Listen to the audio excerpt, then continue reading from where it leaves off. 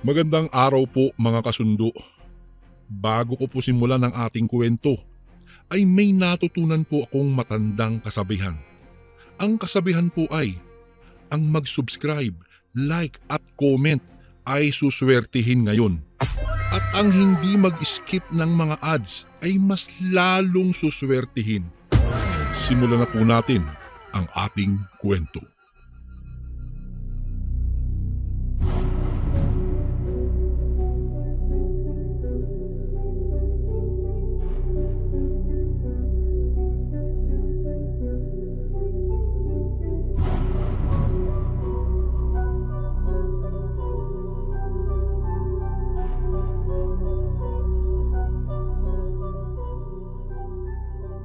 Magandang araw po sa iyo, Kuya Barry. Tawagin niyo na lang po ako sa pangalang Martin. Ang kwentong ibabahagi ko po sa inyo ngayon ay tungkol po sa naging karanasan namin ng aking asawa sa isang aswang. Len. Len po ang pangalan ng aking asawa. Nagsimula po ang lahat noong araw na nagpabinyag kami sa aming anak. Marami ang naging bisita namin ng araw na iyon. Mga ninong at ninang ng anak namin, kapamilya at maging ang mga tao sa aming lugar. Subalit sa ganoong mga okasyon minsan ay hindi rin maiiwasan na magkaroon ng bisitang hindi inaasahan at iyon na nga ang nangyari sa amin. Abala kaming dalawa ng aking asawa noon sa pag-aasikaso ng aming mga bisita. Sa loob at labas ng aming bahay ay may mga bisita kaming nakapwesto sa mga inihanda naming mga mesa. Tulog naman ng mga oras na iyon ang aming anak. Nasa labas ako noon ng aming bahay upang puntahan ang mga bisitang nasa labas. Naiwan sa loob ang aking asawa dahil may inaasikaso rin siya roon. Habang nakikipag-usap ako sa iba naming mga bisita sa labas ng aming bahay ay may dumaang lalaki na naglalako ng ice buko. Tumigil ito sa harapan ng aming bahay. Marahil dahil maraming tao kung kaya naisip niyang baka may bisita akong bumili sa kanya. Mga ilang minuto na siyang naroroon ngunit wala ring lumapit sa kanya upang bumili. Nakatayo lamang siya sa kanyang pwesto habang palingon-lingon sa aming bahay at sa mga bisitang nakaupo. Dahil doon ay nakaramdam ako ng awa sa lalaki. Nagpaalam naman ako sa aking mga kausap upang puntahan ang lalaking naglalako at yayain itong kumain sa aming bahay. Naglakad ako patungo sa kinatatayuan ng lalaki at nang makarating ako sa harapan niya ay kaagad siyang ngumiti sa akin. "Boss, bili na po kayo." Nakangiting alok nito sa akin. "Ako na ang bibili ng lahat ng paninda mo. Pumasok ka na rin muna pare sa loob ng bahay para makakain ka rin. Mukha kasing hindi ka pa nanananghalian eh." Wika ko naman.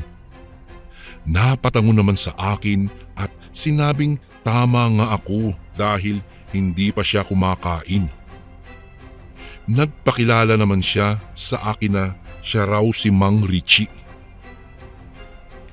Nang nakapasok na kami sa loob ng bahay ay pinagsabihan ko siyang kumuha na lang ng kanyang makakain. Noong una ay hindi pa siya gumagalaw dahil nahihiya raw siya. "Naku, pre, huwag kang mahiya. Kumain ka na lang dahil bisita kita." Nakangiting wika ko na kaagad niyang tinanguhan. Kumuha na rin siya ng kanyang pagkain kung kaya iniwan ko muna siya upang puntahan ang aking asawa. Nang bumalik ako sa kinaroroonan niya ay karga-karga ko na ang aking anak dahil nagising na pala ito. May ginagawa kasi ang aking asawa kung kaya ako na muna ang nagbantay dito. ipinakilala ko sa kanya ang aming anak at napangiti naman siya sa akin. Patapos na rin siya sa kanyang kinakain ng mga sandaling iyon. Habang tinatapos niya ang kanyang pagkain ay hindi niya maalis ang kanyang tingin sa aking anak. Hinayaan ko na lang siya dahil baka nasisihan lamang siya dahil nakita niya ang anak ko. Nang matapos na nga siya sa kanyang pagkain ay nagpasalamat siya at nagpaalam. Tulad din ng sinabi ko sa kanya ay ako na ang bumili sa kanyang paninda. Bago siya tuluyang umalis sa aming bahay, hinawakan pa niya sa kamay ang aking anak. Nakangiti pa siyang naglakad palabas ng aming bahay. Naisip ko pa ngang padalhan siya ng pagkain para sa kanyang pamilya, ngunit nang lumingon ako sa kanya ay hindi ko na siya nakita. Hindi ko alam kung saan ito nagpunta. Nagtaka man ako noon dahil tila napakabilis niyang nawala, ngunit hindi ko na inisip pa at inasikaso ko na lamang ang iba pa naming mga bisita. Kinagabihan, iilang mga bisita na lang ang natitira sa aming bahay. Mga bandang mag-aalas 8 iyon ng gabi nang magsimulang umiyak ang aming anak. Nakatulog kasi siya at nang magising ay wala nang tigil sa kanyang pag-iyak. Hindi naman namin alam kung ano ang dahilan bakit siya nagkakaganoon. Pinainom na rin siya ng gamot para sa kabag at sakit ng tiyan, ngunit patuloy pa rin siya sa kanyang pag-iyak. Dahil sa nangyari ay naalarma ang mga tao sa aming bahay. Baka nausog ang anak niyo, wika pa ng biyenan ko. Nagkatingin na naman kami ng aking asawa dahil may posibilidad na mangyari ang bagay na iyon, lalo pa nang tingnan niya ang damit ng aming anak ay hindi pala siya nakapagkabit ng luya sa damit nito. Mabisa raw kasi iyon para kahit papaano ay may panangga ang aming anak. Nang marinig namin ang sinabi ng aking biyenan ay nagpasya kaming ipatawag si Lola Lourdes, ang kilalang manggagamot sa aming lugar. Ilang minuto lang kaming naghintay at dumating na rin siya. Bago ko po ipagpatuloy ang kwentong ito ay may request sana ako sa iyo kasundo. Isang pindot lang ito kasundo sa subscribe button namin. Malaking tulong po ito sa amin kasundo upang mapagpatuloy pa namin ang mas marami pang magagandang kwento. Salamat sa pag-subscribe mo, bagong kasundo. Hinawakan at hinipan nito ang ulo ng aming anak at matapos ang ilang sandali ay sinabi nga niyang nausog ang anak namin. Pinahiran niya rin ito ng dala niyang langis at mabuti naman dahil natigil na ito sa kanyang pag-iyak. May bisita ba kayong hindi niyo kakilala? Tanong ni Lola Lourdes sa akin. Napailing naman ang aking asawa bilang tugon sa matanda. Ako po, may naglalako po kasi kanina ng ice buko sa labas ng bahay. Kanina kung kaya pinapasok ko at pinakain. Wika ko kay Lola. Napatingin naman sa akin ang aking asawa dahil marahil ay naalala nito ang binili kong ice buko. Hindi kasi niya nakita si Mang Richie dahil abala siya sa kanyang ginagawa. Sinabi ko rin sa kanya na hinawakan ng lalaki sa kamay ang aming anak. Gumawa kayo ng apoy sa labas ng bahay ninyo. Lagyan niyo ng goma saka ng asin. Utos sa amin ni Lola Lourdes. Dahil doon ay sinunod naman namin ito, lalo na nang sabihin niyang baka aswangin ang anak namin ng gabing iyon.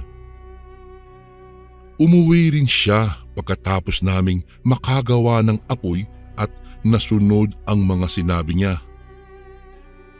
Mga nasa 10 minuto pa lamang siyang nakakaalis sa aming bahay ay nagsimula na kaming makarinig ng mahihina at walang tigil na paghuni ng tiktik. Tulad ng sinabi nito na kapag may marinig kaming paghuni ay dagdagan namin ng goma at asin ang apoy at iyon na nga ang aming ginawa. Nagulat naman kami sa mga sumunod na nangyari. Naging mabilis kasi na tila galit na ang mga paghuning naririnig namin. Marahil ay ayaw nga ng aswang ang amoy na nasusunog na goma. Maging ang mga natira naming mga bisita ay naging alerto na sa paligid dahil baka raw atakihin kami ng aswang. Mabuti na nga lang at mahimbing pa rin ang tulog ng aming anak ng mga oras na iyon. Hindi din naman nagtagal ang mga paghuning aming naririnig dahil bigla na lang itong nawala. Subalit kahit na ganoon ay nagbantay na lamang kami kahit pa na tahimik na ang paligid ng aming bahay. Mga bandang 10:00 ng gabi, nagsiuwian na ang aming mga bisita kaya nagpasya naman akong ligpitin na muna ang mga gamit na nasa labas pa ng aming bahay. Nang matapos sa pagliligpit ay nagpasya kaagad ako na pumasok sa loob upang magpahinga na. Nagsasarado na nga ako ng aming gate ng mga oras na iyon nang sa hindi inaasahan ay may naaninag akong nakatayo ng ilang metro ang layo sa aming bahay. Pamilyar ang hubog ng katawan nito at laking gulat ko nang mapagtanto at makilalang si Mang Richie iyon, yung taong nagtitinda ng ice buko. Dala-dala pa rin ang sisidlan ng kanyang nilalakong ice buko. Nakatingin siya sa aming bahay habang nakatayo lang siya doon. Nagtataka man ako kung bakit naroroon ng ganoong oras ng gabi si Mang Richie ay napagpasyahan kong lapitan ito upang tanungin kung ano ang kailangan niya. Dahan-dahan akong naglakad papalapit sa kanya. Sa bawat paghakbang ko ng aking mga paa ay ramdam kong tila pabigat ito ng pabigat. Hindi ko maipaliwanag kung bakit ganoon na lamang ang aking nararamdaman. Hanggang sa ilang hakbang na lang sana ang layo ko kay Mang Richie nang mapansin kong sa akin na ito nakatingin. Ibang-iba ang pamamaraan ng pagtitig nito sa akin. Yung tipong tila gusto akong kainin ng buhay. Napahinto naman ako dahil nagkaroon ako ng kakaibang kutob dahil doon. Maya-maya pa, bigla na lang itong napangisi. Hindi ko mapigilan ang makaramdam ng takot dahil sa ginawa nito, lalo pa at nagsimula na rin itong humakbang papalapit sa akin. Mang Richie, ano pong ang ginagawa niyo rito? Anong gagawin niyo? Utal na tanong ko sa kanya. Napatawa pa siya ng mahina ngunit hindi niya sinagot ang aking tanong. Dahil doon ay wala na akong nagawa pa kung hindi ang tumakbo papalayo sa kanya. Dahil sa takot na bumalot sa aking sistema ay dali-dali kong isinarado ang aming gate at patakbong pumasok sa aming bahay. Nang sumilip ako sa aming bintana ay hindi ko na nakita pa si Mang Richie. Wala na siya roon.